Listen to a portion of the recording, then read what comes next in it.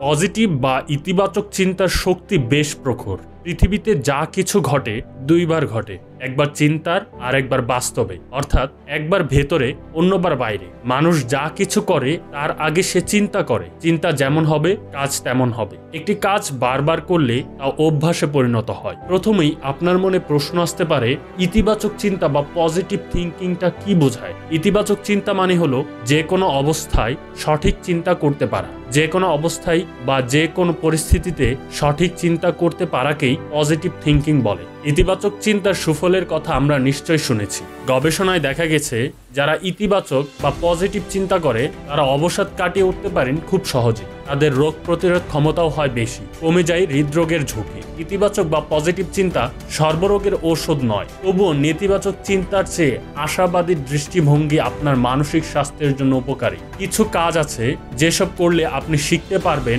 কিভাবে ইতিবাচকভাবে চিন্তা করতে হয়। পজিটিভ থিঙ্কিং বা ইতিবাচক চিন্তার কিছু উপকারিতা রয়েছে। একটি গবেষণায় দেখা গেছে যারা ইতিবাচক চিন্তা করেন তাদের কয়েকটি রোগের মৃত্যু আশঙ্কা হ্রাস পায়, যেমন মেয়েদের স্তন ক্যান্সার, মলাশয়ের ক্যান্সার, ইনফেকশন বা সংক্রমণ, হৃদরোগ, ফুসফুসের ক্যান্সার, গর্ভাশয়ের ক্যান্সার, শ্বাসতন্ত্রের বিভিন্ন রোগ, স্ট্রোক।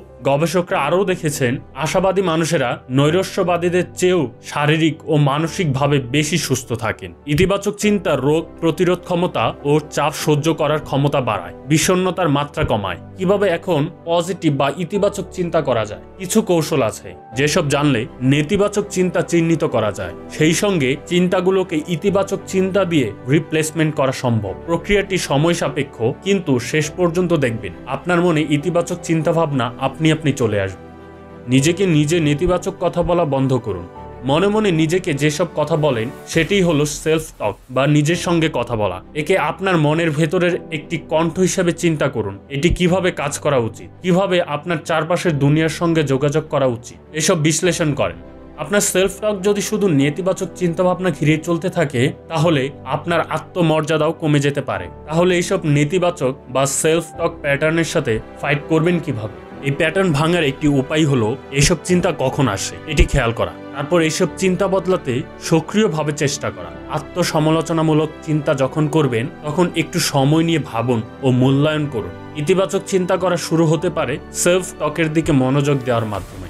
আপনি যদি খেয়াল করেন নেগেটিভ সেলফ টকের প্রতি আপনার ঝোঁক বেশি, তাহলে আপনি আপনার চিন্তার ধরন পরিবর্তন করার উপায় খুঁজতে শুরু করতে পারেন এবং আপনার নিজের আচরণগুলোকে বিভিন্নভাবে ব্যাখ্যা করতে পারেন। হাসি তামাশায় মেতে উঠুন। আপনার জীবনে যদি একবারেই কোনো হাসি আনন্দ না থাকে তাহলে আশাবাদী থাকা খুব কঠিন।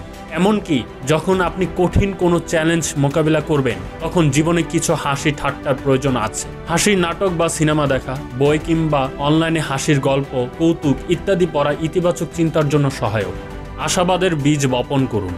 পজিটিভ বা ইতিবাচক চিন্তা করতে শেখা অনেকটা মাংসপেশি মজবুত করার মতো। আপনি যত চেষ্টা করবেন ততই আপনার ভালো ভালো চিন্তা করার ক্ষমতা বৃদ্ধি পাবে। গবেষকরা বিশ্বাস করেন আপনার নিজের জীবনের কোনো ঘটনাকে ব্যাখ্যা করার ভঙ্গির সঙ্গে আপনি আশাবাদী নাকি নৈরাশ্যবাদী তার সম্পর্ক আছে। আশাবাদীরা জীবনে কোনো ঘটনার বর্ণনা দিতে গেলে ঘটনাটির ভালো দিকগুলো বেশি বেশি করে তুলে ধরেন। তারা জীবনের ভালো কিছু অর্জন করলে তার কৃতিত্ব দেন নিজের চেষ্টা এবং দক্ষতাকে। অন্যদিকে যারা নৈরাশ্যবাদী তাদের জীবনে ভালো কিছু ঘটলে সেসব কৃতিত্ব নিজেদের বাদে বাকি সবাইকে দেন। কোনো খারাপ ঘটনা বর্ণনা দেওয়ার সময়ও এমনটা লক্ষ্য করা যায়। আশাবাদীরা জীবনের কোনো দুর্ঘটনা ঘটলে সেটাকে বিচ্ছিন্ন ঘটনা বলেই মেনে নেন। তারা বিশ্বাস করেন যা কিছু ঘটেছে তার উপর তাদের কোনো নিয়ন্ত্রণ ছিল না। অন্যদিকে নৈরাশ্যবাদীরা দুর্ঘটনাগুলোকে স্বাভাবিক বলে মেনে নেন এবং সবকিছুর জন্যই নিজেদেরই দোষারোপ করতে থাকেন। জীবনে যাই ঘটুক না কেন সেটা নিয়ে একটু ভাবুন। আপনার অর্জনগুলোর জন্য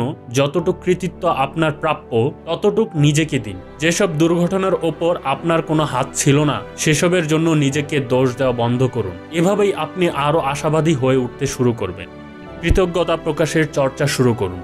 ডায়েরি লেখা শুরু করতে পারেন। ডায়েরিতে আপনি নিয়মিত লিখবেন কোন কোন ঘটনার জন্য আপনি কৃতজ্ঞ। গবেষণায় দেখা গেছে কৃতজ্ঞতার চিন্তাগুলো লিখে রাখলে আপনার মধ্যে ইতিবাচক চিন্তা বৃদ্ধি হতে পারে। এটি আপনাকে সব মিলিয়ে সুস্থ থাকতেও সহায়তা করবে। যখন আপনি অতিরিক্ত নেতিবাচক চিন্তা আর অনুভূতিতে ডুবে যান, তখন কিছু সময় নিয়ে যেসব বিষয় আপনাকে আনন্দ দেয় সেসব লিখে রাখুন। এই ছোট্ট কাজ আপনাকে আরও আশাবাদী হয়ে উঠতে সাহায্য করবে। আপনি যত চেষ্টা করবেন ততই আপনার ভালো ভালো চিন্তা করার ক্ষমতা বৃদ্ধি পাবে।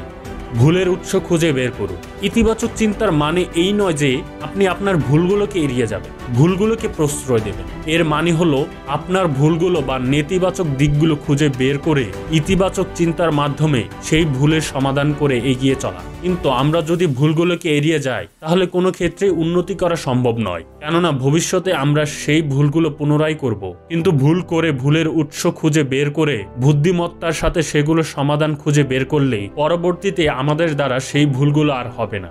ব্যর্থতাকে একটি সুযোগ হিসেবে গ্রহণ করুন। ইংরেজিতে একটি প্রবাদ বাক্য আছে, ব্যর্থতা সাফল্যের স্তম্ভ। আসলেই কিন্তু তাই। ব্যর্থতা থেকে শিক্ষা লাভ করে সাফল্যের স্বর্ণশিখরে পৌঁছানো সম্ভব। আমরা যদি ব্যর্থ হয়ে পথ চলা বন্ধ না করি, সেই ব্যর্থতাকে কাজে লাগিয়ে সেই ব্যর্থতা থেকে শিক্ষা নিয়ে এগিয়ে যাই, তাহলে বিজয় নিশ্চিত। তাই আমাদের প্রয়োজন ব্যর্থতাকে কাজে লাগানো। ব্যর্থ হওয়া মানে সব শেষ হয়ে যাওয়া না। এই কথাটা বুকের বাঁ পাশটায় চিরতরে স্থাপন করে রাখুন। আর এই কথার বীজ বুকে রোপণ করলে পরবর্তীতে এটাই গাছ হয়ে আপনাকে মিষ্টি ফল প্রদান করবে। তাই ব্যর্থ হলেই থেমে যাওয়া যাবে না। ব্যর্থতা হওয়ার ত্রুটিগুলোকে হাঁটিয়ে সেই ভুলগুলোকে শুধরে নিয়ে এগিয়ে চলতে হবে দুর্বার। তাহলে সাফল্যের হাসিটা আপনার মুখেই ফুটবে। তাই ব্যর্থতাও আপনাকে পৌঁছে দিতে পারে সাফল্যের শীর্ষ চূড়ায়। চেষ্টা চালিয়ে যান। পজিটিভ বা ইতিবাচক চিন্তা ভাবনার কোনো সুইচ নেই, যেটা চালু করলেই চিন্তা শুরু হবে, বন্ধ করলেই শেষ। আপনি জন্মগতভাবেও যদি একজন আশাবাদী মানুষ হন, চ্যালেঞ্জের সম্মুখীন হলে